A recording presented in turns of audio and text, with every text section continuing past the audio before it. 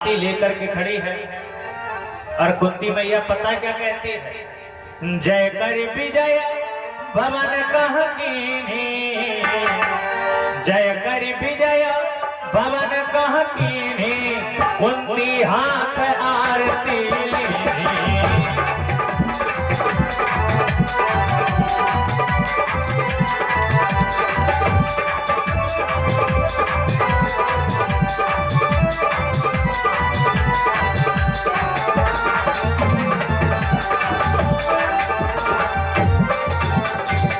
तुरंत ही हाथ में पूजन की थाली ली। कुंती मैया ने कहा कि तुम सब में से वो आगे आए, रणमह की मारे कुरुनाथा, करे आरती तेहि निज हाथा। बोले सभी लोगों में से वो आगे आए जिसने अपने धनुष बाण के द्वारा, अपने तलवार के द्वारा, अपनी गदा के द्वारा दुर्योधन को मारा। तो सबने अपनी अपनी बातें बताई, किसी ने किसी को मारा, किसी ने किसी को मारा। अर्जुन ने भीष्म पितामह कर्ण सभी लोगों को मार दिया। भीम ने 99 भाई मार दिए, लेकिन भीम ने कहा दुर्योधन तो हमें कहीं दिखाई नहीं दिया। तुरंत ही कुंती ने अपने हाथ से वो थाली फेंक दी और कुंती ने चिल्ला करके भगवान कृष्ण से केवल एक ही बात कही, अरे कुंती सुनो कहूं हरि पारथ, कुंती कहे सुनो हरि पारथ, अरे तुम भारत रण कियो भारत।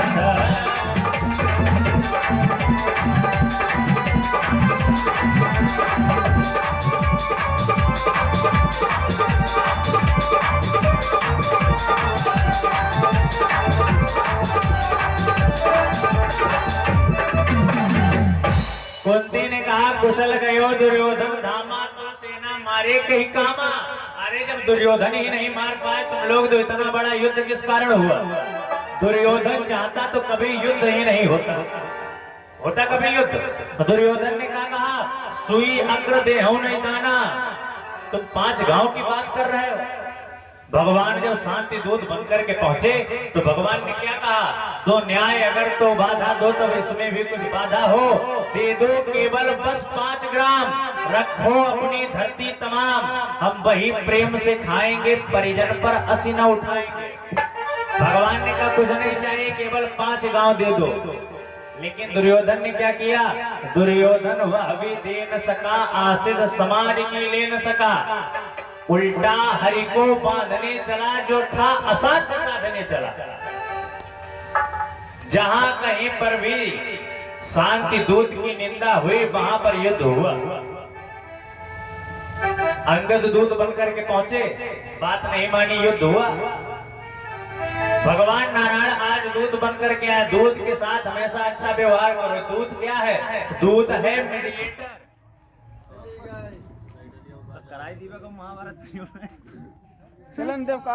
अपने द्वारपालों से कहा जाकर के इसको बांध लो। भगवान ने कहा सोने को साध न सकता है, वो मुझे बांध क्या सकता है। ये हवा चल रही, इसे तुम हाथ पकड़ के दिखाओ, क्या पकड़ पाओगे? भगवान ने कहा मैं जब ही मूंदता हूं लोचन छा जाता चारों ओर मरण। मेरी केवल प्रकृति तिरछी करने से ये पूरा संसार इधर का उधर हो जाता है। तुम मुझे बांधने आए हो, और फिर मुझे बांधने आए हो, जंजीर बड़ी क्या लाए हो? मुझे बांधना तुम लोगों के बस की बात नहीं है। ये वही दुर्योधन है जिसने कहा था सुई अग्र देहु नहीं दाना। सुई के नोक के द्वारा अग्रभाग की जितनी मिट्टी उठती है, मैं तुम्हें उतनी जमीन नहीं दूंगा। तुम 5 गांव की बात करना। इसीलिए कुंती ने कहा कि तुम में से जिसने भी दुर्योधन को मारा हो वो आगे आए।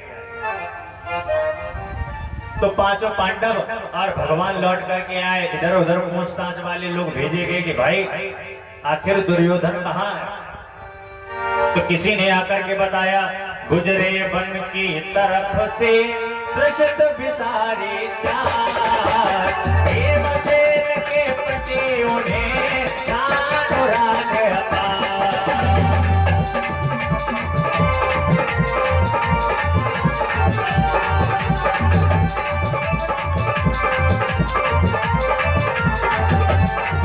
सतकाल उन्होंने जान लिया, रण से भागा है दुर्योधन, रण से भागा है दुर्योधन। श्री भीम खोज में है उसकी, वो यही छुपा है दुर्योधन।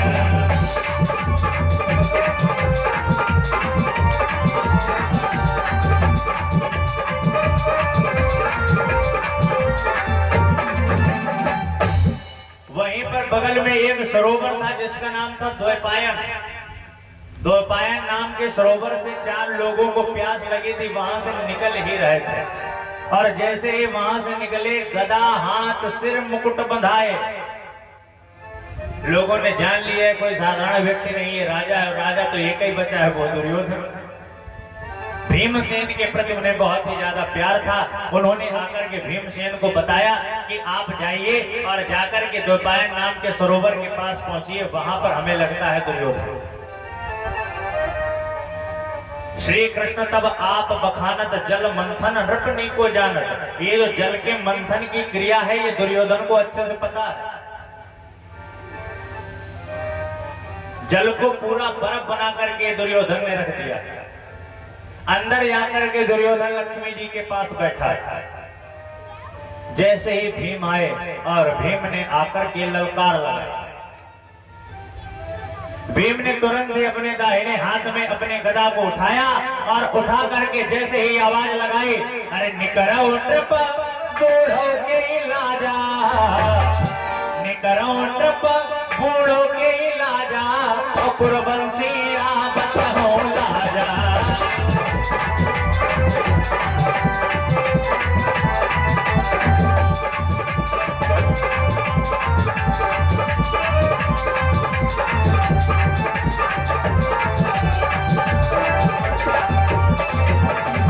जैसे ही पहली हुंकार लगाई,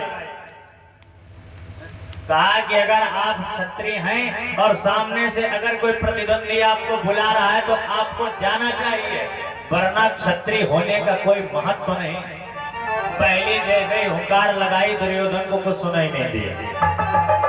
तुरंत ही भीम ने दूसरी हुंकार लगाना प्रारंभ किया। भीम ने तुरंत ही दूसरी हुंकार लगाई, अरे तूने ही यज्ञारंभ किया, अब तू ही पीछे हटता है।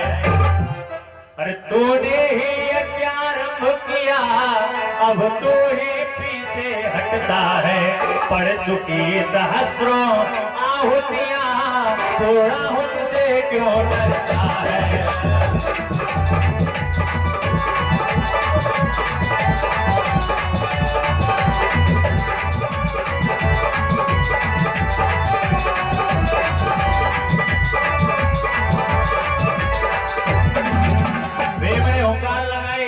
इतने लोगों को मर जाने के पश्चात ये जो छोटे छोटे यज्ञ पूर्णाहुति तो बनती है भाई, अब तो तुम्हें मरना पड़ेगा। और जैसे ही हुंकार दुर्योधन के कान में पहुंची, तुरंत ही अपना गदा लेकर के बाहर की ओर निकलने लगा। ललकार शत्रु की सुनकर को जो लड़ने के लिए न आता है, चाहे कितना भी योद्धा हो, कायर ही वो कहलाता है। सामने अगर दरवाजे पर, अगर आप क्षत्रिय हैं, आपके दरवाजे पर कोई खड़ा है कि आप हमें द्वंद की भिक्षा दें, अगर आप क्षत्रिय हैं तो उसे द्वंद की भिक्षा दें, नहीं तो आप क्षत्रिय नहीं हैं। जैसे ही गदा उठा करके बाहर निकलने लगा था, अब ये जो भीमसेन की हुंकार है मुझसे बर्दाश्त नहीं होती। 2 हुंकार भीमसेन लगा चुके। जैसे ही बाहर बढ़ने को हुआ, तुरंत ही लक्ष्मी जी ने बाह पकड़ ली, क्योंकि इतना क्रोध आया भाई। एक क्षत्रिय दूसरे क्षत्रिय की द्वंद कैसे नहीं कर सकता। सुनते ही आंख क्रोध के भारी, तुरंत ही क्रोध में उठा गदा लेकर के तुरंत ही लक्ष्मी जी ने हाथ पकड़ लिया। अब पकड़ी बाहा लक्ष्मी बैठाई। लक्ष्मी जी ने, अगर तुम आज चले गए तो समझ लो ये जितना राजकाज ये सब चला जाएगा, और अगर आज तुम रुक गए, तुम्हारे 99 भाई भीष्म पितामह कर्ण जितने भी लोग मरे हैं, तुम्हारे राज्य के साथ हम आज ही रात में सब वापस कर देंगे। तुम रुको तो सही। अरे बकरी बाह लक्ष्मी बैठाई, अरे पुनि राजा को बहुत सुधाई।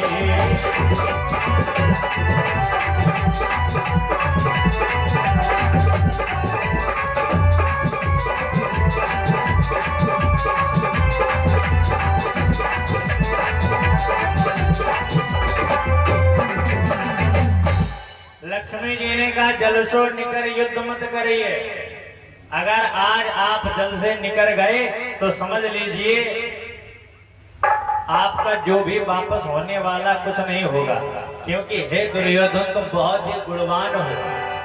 तो सम लक्ष्मण अनंत नहीं गिरहु कंध जेहि बास।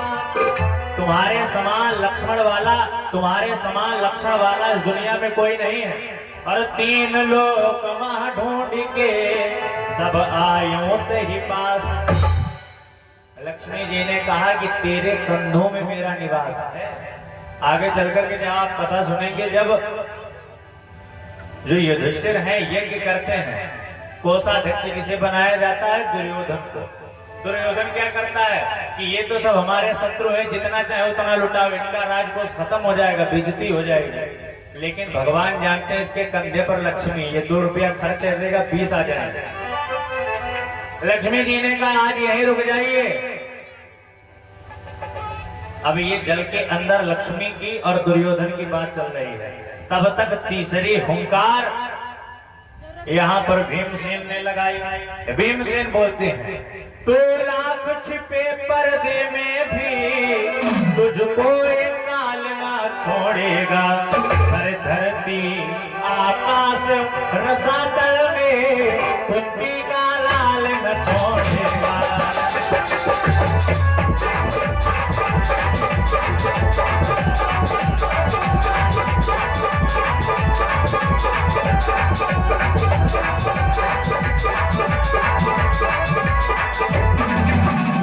भीम ने कहा बाहर निकल आओ। अच्छा, भीम इधर बार बार हुंकार लगा रहे, लक्ष्मी जी समझा रहे हैं। लक्ष्मी जी कहती हैं, अस्थिर रहो सुनो मम सेना और काल देओ संपत्ति सौ सेना। तुम केवल आज हमारी बात को मानो, आज बात मान करके देखो, जितना साम्राज्य बिगड़ा है मैं भगवान से कहूंगी वो सब तुम्हें लौटा देंगे। और जो द्वारिकाधीश पांडवों के साथ खड़े हैं वो आगे चल करके तुम्हारे साथ आ जाएंगे। लेकिन भाई वो भी क्षत्रिय है। सुनते हाथ क्रोध के भारी उठ कर गधा रहो संभारी। हाथ में गदा लेकर के बार बार उठने का प्रयत्न करता है, लक्ष्मी जी रोक लेती हैं। इस बार अंतिम हुंकार भीमसेन ने लगाई। भीमसेन ने कहा इस बार निकल आओ वरना अंदर घुस के मारेंगे। भीमसेन ने हुंकार लगाई, अरे मरी हूं गदा फाटी जल जय है और केस पकड़ बाहर है।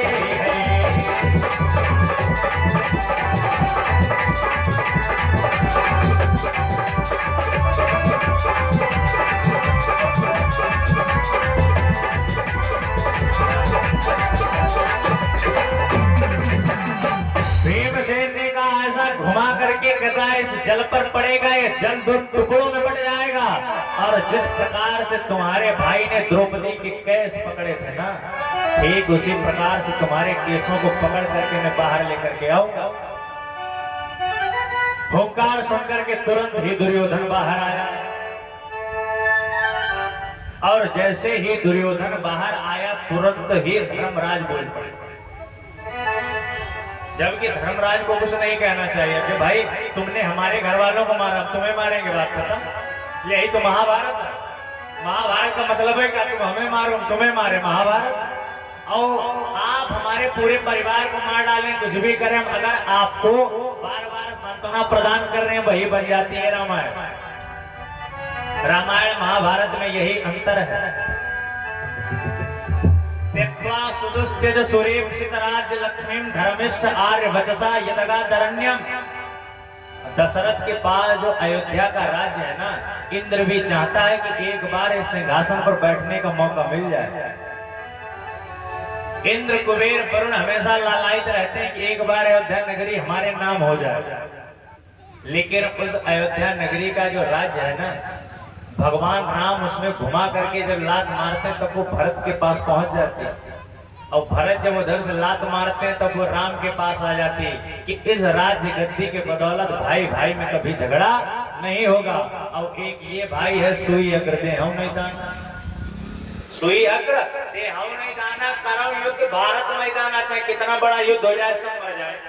तुम्हें हम सुई के अगले भाग से जितनी मिट्टी उठेगी उतनी नहीं देंगे। धर्मराज ने कहा, धर्मराज कहने लगे, हो न अगर प्रिय युद्ध, अरे क्षमा मांग आंसू बहा, कर ले हृदय को शुद्ध। धर्मराज फिर भी अभी राम राज्य की स्थापना में लगे। धर्मराज कह रहे हैं, अगर तूने जो भी किया चलिए हम तुझको माफ करते हैं, लेकिन क्षमा मांग आंसू बहा, हम तुझे हो सकेगा तो माफ कर देंगे। इतने में धीरे धीरे चारों भाई और बोल पड़े। सहदेव ने कहा, किसी अच्छे वन में तुमको भिजवा देंगे। तो नकुल ने कहा, वहां रहने पीने खाने की व्यवस्था हम कर देंगे।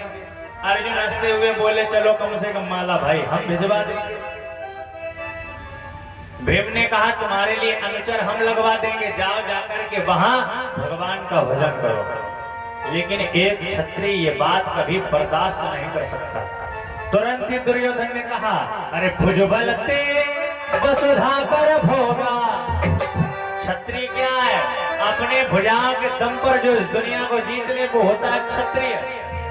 अरे भुजबल ते वसुधा कर भोगा, ज्ञानी ते सुकर ही पुण्य होगा।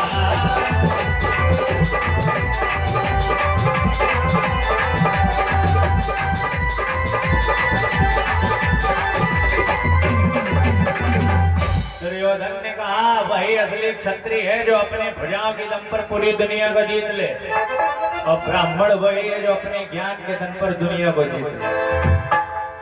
अगर आपके पास ज्ञान नहीं है ना तो पंडित नहीं होते।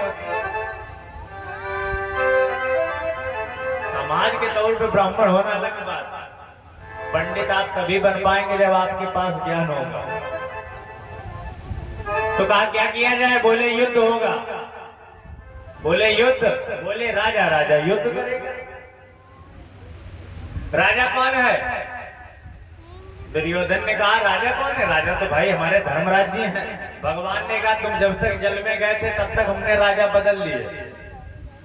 राजा कौन है? का राजा भीम है, भीम हमारे यहाँ के राजा। अच्छा, दुर्योधन बड़ा होशियार है, कोई साधारण व्यक्ति थोड़ी नहीं। दुर्योधन ने कहा, जब भाई भीमसेन राजा हैं तो युधिष्ठिर से कहिए कि भीमसेन को प्रणाम करें, क्योंकि राजा एक ही होता है, बाकी सब प्रजा होती। अब जैसे यहाँ पर बैठे कथा चल रही है, यहाँ कोई भी आए आराम से सिर झुकाएगा। तो कहा जब ये राजा है तो भाई राजा को सिर झुकाना चाहिए, क्योंकि दुर्योधन का दिमाग बड़ा सातिर है। दुर्योधन जानता है धर्मराज जब शीश निभाई है पलमा भीमसेन जरिजई है। ये आजकल का कार्य नहीं, ये पहले का कार्य था कि अगर बड़े भाई ने छोटे भाई को अगर एक बार प्रणाम कर लिया तो छोटा भाई भस्म हो जाएगा, और अगर भीम भस्म हो गए तो इन चारों की तो मुड़िया हम ऐसे तोड़ देंगे, क्योंकि भीम ही है जो हमसे लड़ पाएंगे।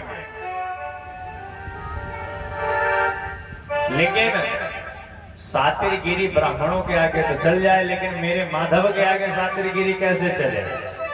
तुरंत ही भगवान ने क्या किया? अरे भीम बगल हरवंश ही राखो। तुरंत ही हरिवंश नाम की जो एक ग्रंथ आता है भगवान का, उसे भीमसेन के बगल में दबा दिया। अरे भीमसेन हरिवंश ही राखो, सोत की धर्म युद्ध राखो।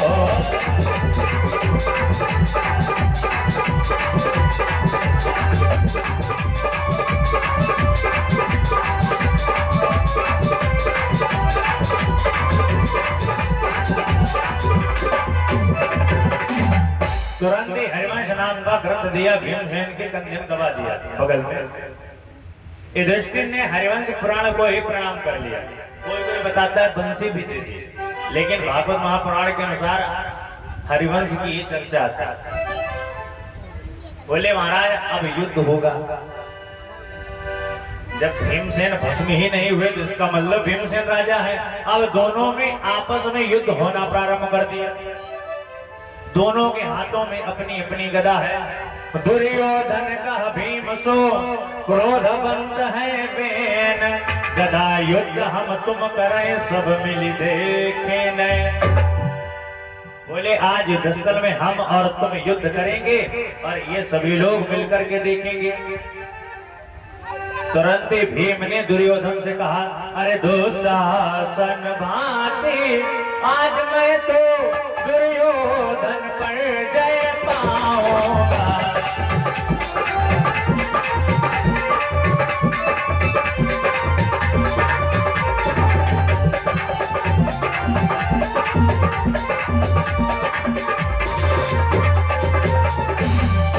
दुशासन भाती आज मैं तो दुर्योधन पर जय पाऊंगा।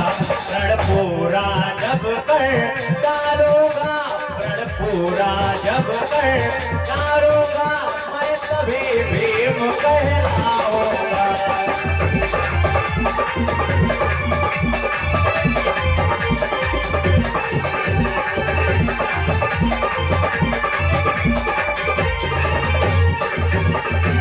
दोनों में आपस में युद्ध होने लगा। भीम ने कहा था, मैंने प्रण किया था कि इन 100 में से मैं किसी को नहीं छोड़ूंगा। मैंने 99 को तो मार करके अपना प्रण पूरा कर दिया, आज तुझे मार करके अपना पूरा प्रण कर दूंगा। और तुरंत ही गुस्से में आकर के भीम ने अपनी गदा का प्रहार दुर्योधन के ऊपर किया। अरे कोप भीम तब गदा प्रहारा, अरे कोप भीम तब गदा प्रहारा, महावीर गुरुनाथ समारा।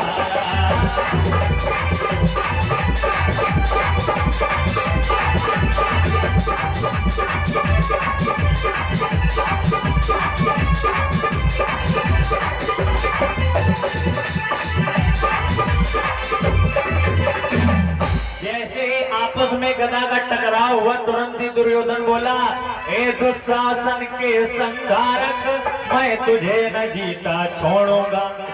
संयोग आज वह आया है, तेरे घमंड को तोड़ूंगा।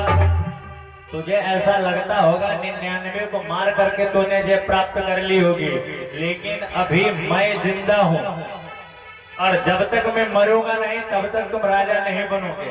अच्छा, भीम एक बात नहीं जानते हैं कि दुर्योधन को मारना संभव है। दुर्योधन तुरंत ही बोला है, तूने 100 को मारा है तो तेरे टुकड़े 1000 कर दूंगा मैं। इस श्वेत समीप के तो ये बात प्रहार करूंगा मैं। ये जो श्वेत समीप है, यहीं पर आज लोहे लुहान ये सब लाल बन जाएगा। तुरंत ही इस बार क्या था, इस बार भीम ने अपनी गदा का प्रहार किया, अगली बार दुर्योधन ने अपनी गदा का प्रहार किया। अरे गदा सो लागत तबही, अरे गदा सो लागत तबही, और निकरत अग्नि भभूता तबही।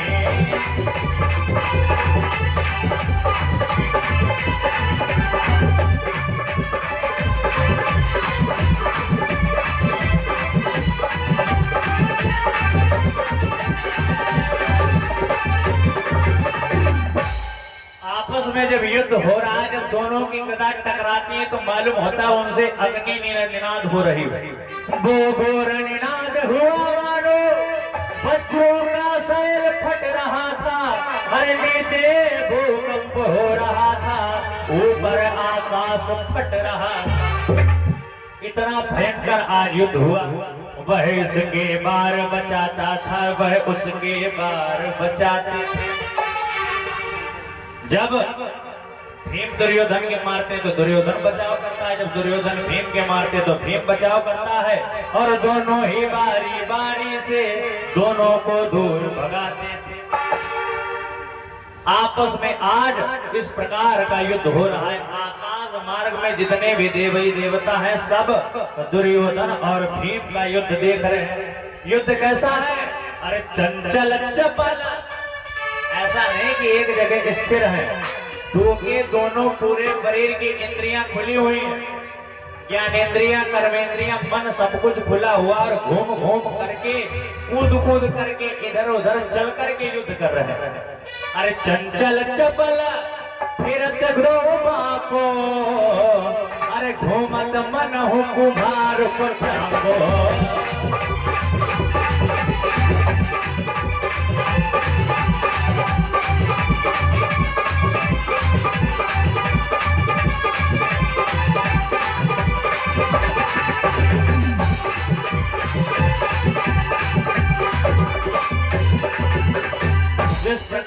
कुंवार अपने चक्कर पे चक्कर के रख करके किसी मिट्टी को सपूरा घड़ा बनाता, इस प्रकार से घूम घूम करके युद्ध हो रहा था।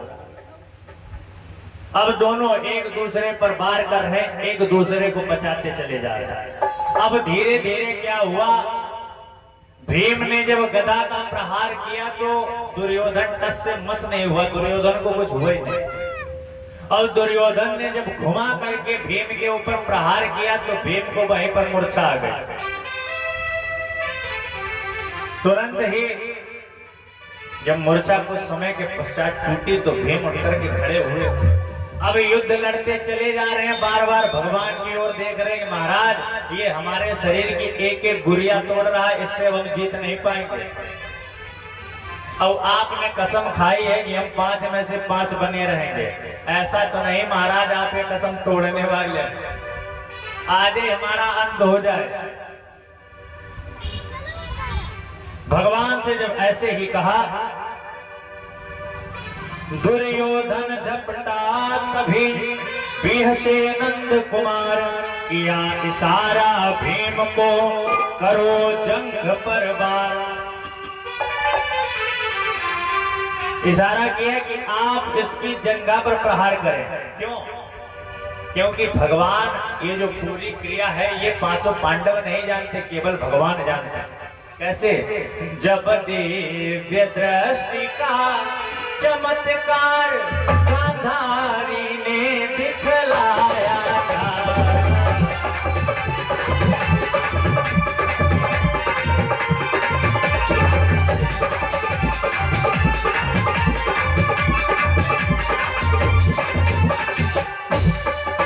जब दिव्य दृष्टि का चमत्कार गांधारी ने दिखलाया था, अपने बेटे दुर्योधन को अपने समीप बुलवाया था।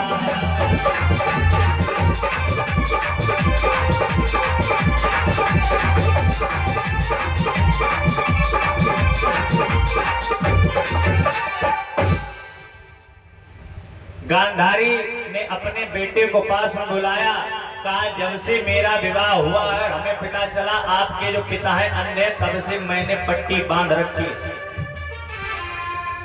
और आप शाम के समय में नग्न अवस्था में आ जाना, मैं पट्टी खोलूंगी, जैसे ही मैं तुम्हें देखूंगी तुम्हारा पूरा शरीर वज्र का हो जाएगा। लेकिन जब तक भगवान है तब तक कैसे भाई कुछ हो जाएगा। शाम के समय में हल्की हल्की सी रात्रि थी और जैसे ही दुर्योधन उस समय चला भाई दुर्योधन, तब तक रास्ते भगवान ने रोक लिया। और भगवान को जब देखा तो बड़ा लज्जित हुआ कि नग्न अवस्था में। भगवान ने कहा दुर्योधन कहाँ जा रहे हो? दुर्योधन ने कहा माता जी के पास जा रहा है। भगवान ने कहा हालांकि माता और बेटे के बीच कैसा पर्दा, वो तो ममता है, लेकिन फिर भी आप राजा हैं, आप बड़े हो गए, जिस अवस्था में आपको नहीं जाना चाहिए। तो तुरंत ही केले के पत्ते जो थे उसकी जंघाओं पर लपटवा दिया। और जैसे ही दुर्योधन अपनी माता के पास पहुंचा, अरे पट्टी खोल गांधारी है। गांधारी ने अपनी पट्टी खोल के जैसे ही दुर्योधन को देखा, अरे पट्टी खोल गांधारी हेरी, और हे सुत बात न लातो मोरी।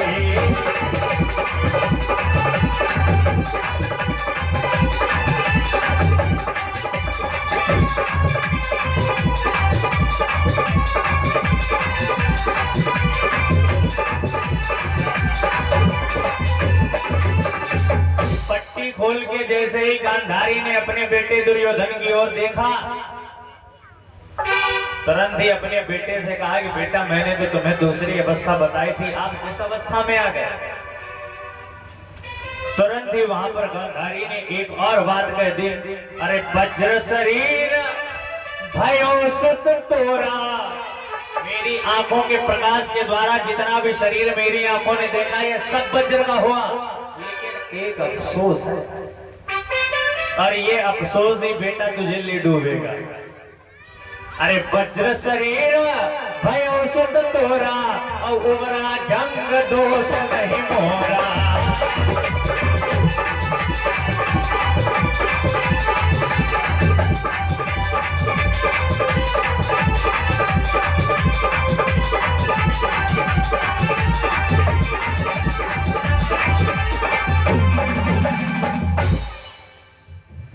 गांधारी ने कहा बेटा इसमें मेरा कोई दोष ही नहीं है, हमने तो आपसे कहा था नग्न अवस्था में आए, आप आए ही नहीं, जैसे भी आप आए आपका इतना शरीर वज्र का हुआ। तुरंत ही गांधारी ने जल मंथन की क्रिया बता दी कि जाओ बेटा जल मंथन कर लो, जाकर के जल को मथ करके कुछ भी बना देना जल मंथन कहलाता है। और जल मंथन विद्या सीख करके कहा जाओ सरोवर में जाकर के बैठ जाओ, वरना पांचों पांडव मिलेंगे तो तुम्हें मारेंगे जरूर। वही पांचों पांडवों में से भीम के साथ आज युद्ध हो रहा है और दोनों का युद्ध हुआ।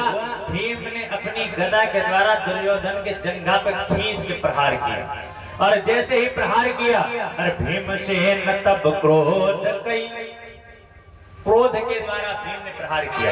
अरे भीमसेन तब क्रोध कई मारे भाव बचाए, भयो जन्म मंथन भयो धरणी करो मेरा।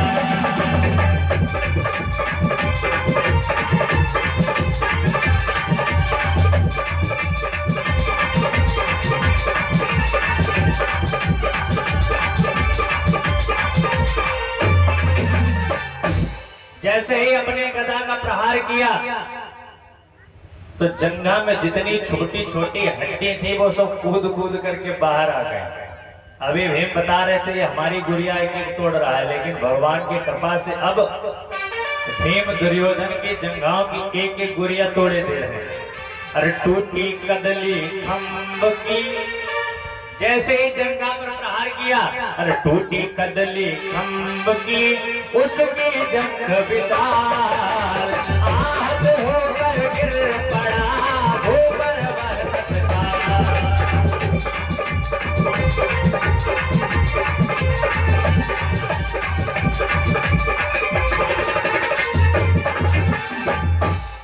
भीम ने अपने गदा के द्वारा दुर्योधन की जंघाओं को तोड़ दिया, लेकिन भीम ने यहाँ पर क्षत्रिय धर्म को भंग कर दिया।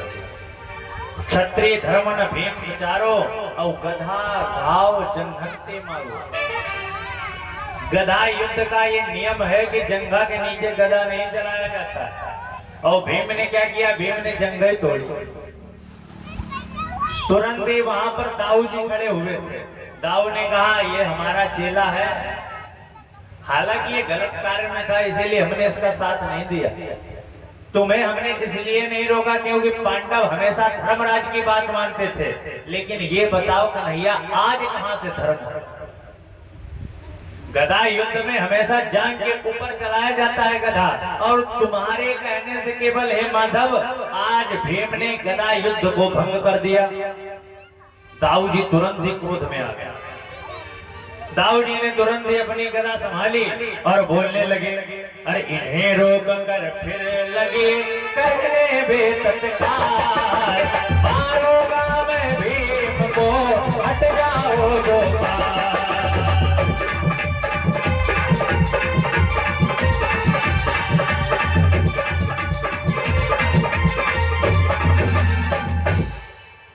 दाऊ ने कहा हट जाओ गोपाल, आज इसने मेरे शिष्य को मारा है, मैं इसके भी 1000 टुकड़े यहीं पर कर डालूंगा। भगवान ने कहा अरे शांत हो जाइए, जरा आप हमारी बात को सुने।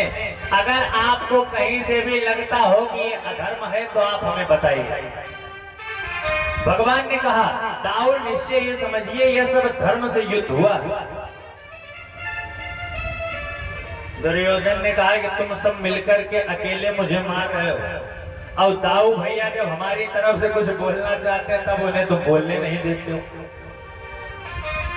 दुर्योधन ने कहा हे कन्हैया मैं तुमको खूब जानता हूं, तुम कूटनीति अन्यायी हो और बाहर से न्यायी दिखते हो, भीतर से ही अन्यायी हो।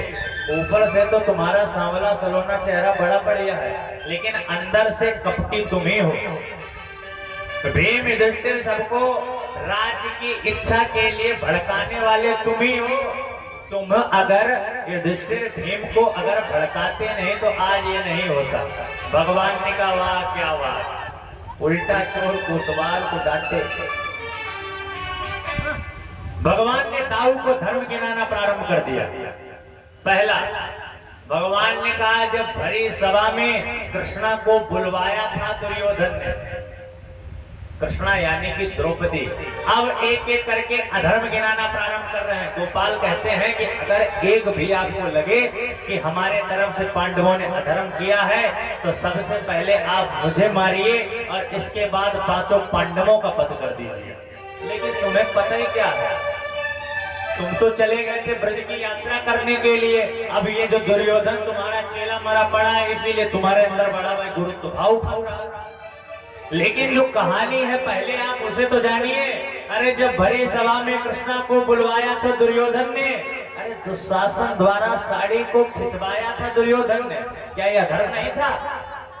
ये बात तुम्हें पता नहीं। तुम्हें बात यही पता है कि भीम ने केवल गदा के द्वारा दुर्योधन को मारा।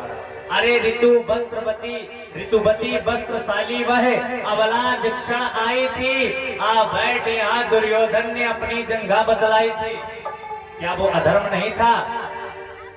और जंघा यदि तोड़ भीम ने दी तो क्या भारी दुष्कर्म किया। अब हमारे सामने कोई कहे कि हमारी बीवी को जंघा पे बैठाएगा, तुम में दम है तो उसे मार दो वहीं पे। जंघा यदि तोड़ भीम ने दी तो क्या भारी दुष्कर्म किया। लेकिन ये चीजें तुम्हें नहीं दिखाई पड़ेंगी, तुम्हें तो खाली अपना चेला दुर्योधन दिखा। और दादा यह तो है सर्वविदित प्रण वचन पालता है क्षत्रिय। जब द्रौपदी को जंघा पे इशारा किया था आओ बैठो, तब सभी लोगों ने अपनी अपनी प्रतिज्ञा की। भीम ने क्या प्रतिज्ञा की? भीम ने कहा कि हम किसी को मारे या ना मारे, लेकिन इन 100 में से हम किसी को भी नहीं छोड़ेंगे। और सबने अपनी अपनी प्रतिज्ञा की। किसी ने कहा कि मैं शकुनी के वंश में एक भी नहीं छोड़ूंगा, किसी ने कहा मैं दुर्योधन इत्यादि के अलावा जितने भी महारथी हैं मैं सबको मारूंगा। अर्जुन ने प्रतिज्ञा की, गुरु द्रोण भीष्म और नीच करण तुम दुर्योधन के चीरे हो, कंठी माला में पिरे हुए तुम बगुला भगत लुटेरे हो। का सबने अपने अपने प्रण को पाला है, और जो प्रण को पालता है वही तो क्षत्रिय होता। बोले अगर ये भी अधर्म नहीं है तो और सुनिए, क्या शांति दूत का संधि यत्न ठुकराना महा अधर्म न था? अरे जब मैं इनके यहाँ शांति दूत बन करके गया था तो दाऊ इन्होंने मुझे बांधने की बात कही थी। क्या लाक्षागृह में भाइयों को जलवाना क्या अधर्म न था?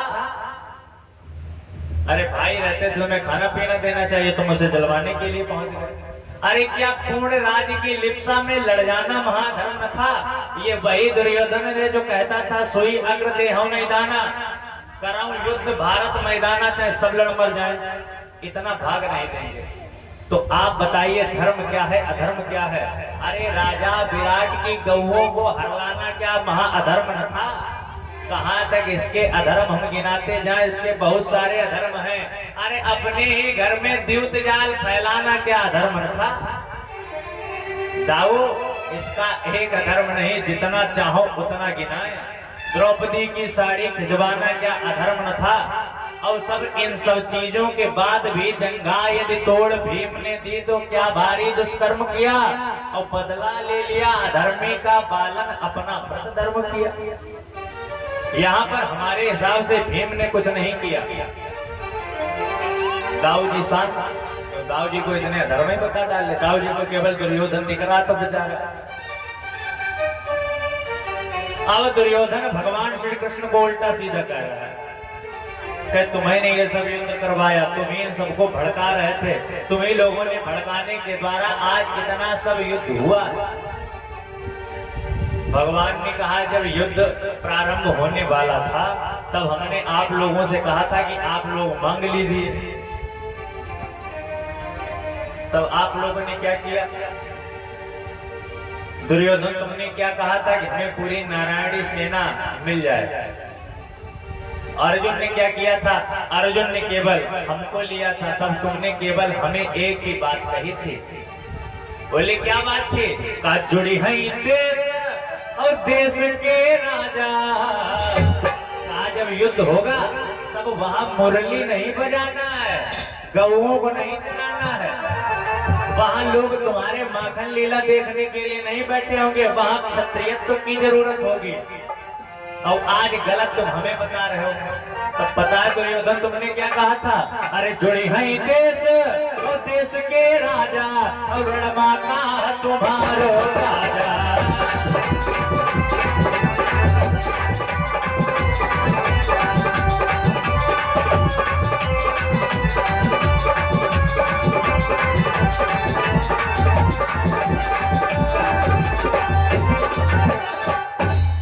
कहा कि अगर उस दिन हमें मांग लिया होता तो तुम्हारे साथ होते, लेकिन तुम भूल गए बिना नारायण के नारायणी सेना क्या करेगी।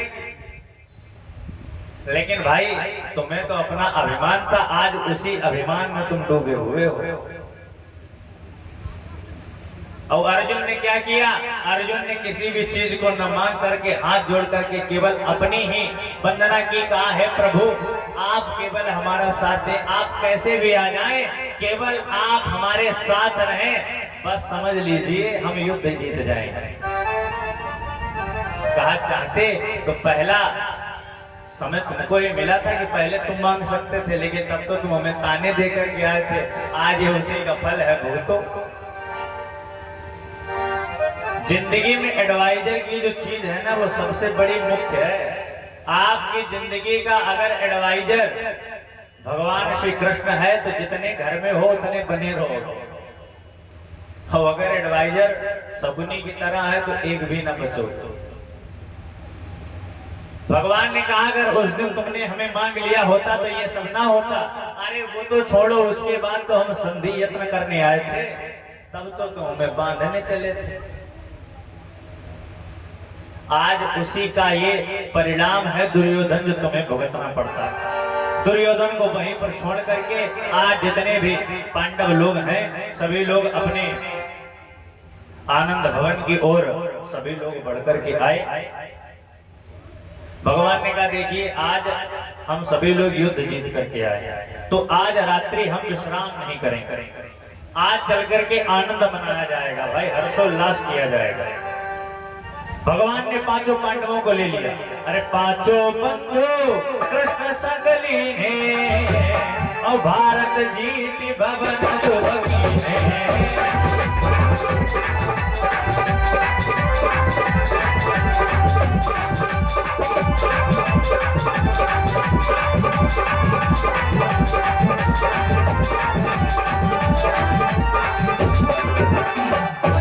विजय प्राप्त करके जैसे ही भगवान आज अपने भवन की ओर प्रस्थान किए, जो कुंती मैया उस समय थाली फेंक करके भाग गई थी, भगवान को जो बोले थे तुम भारत रण कियो वकारत, अरे जब दुर्योधन मारा ही नहीं गया तो तुमने युद्ध क्यों किया। आज वही दुर्योधन के मरने की खुशी सुनकर के आज कुंती मैया हाथ में थाली लेकर के खड़ी। तो पांचों पांडवों ने भगवान को आगे कर दिया कि आज अगर ये ना होते तो पहले भीम मरते, फिर अर्जुन, युधिष्ठिर, नकुल, सहदेव सब निपट जाते एक एक करके। इन्हीं की कृपा है जो इन्होंने जंग मंथन की क्रिया को हमें बताया, तब हमने जाकर के उसको मारा। तुरंत ही कुंती ने हाथ में थाली ली। अरे अस कही के आरती संभारी, अरे अस कही के आरती संभारी, प्रथम कृष्ण के शीश उतारी।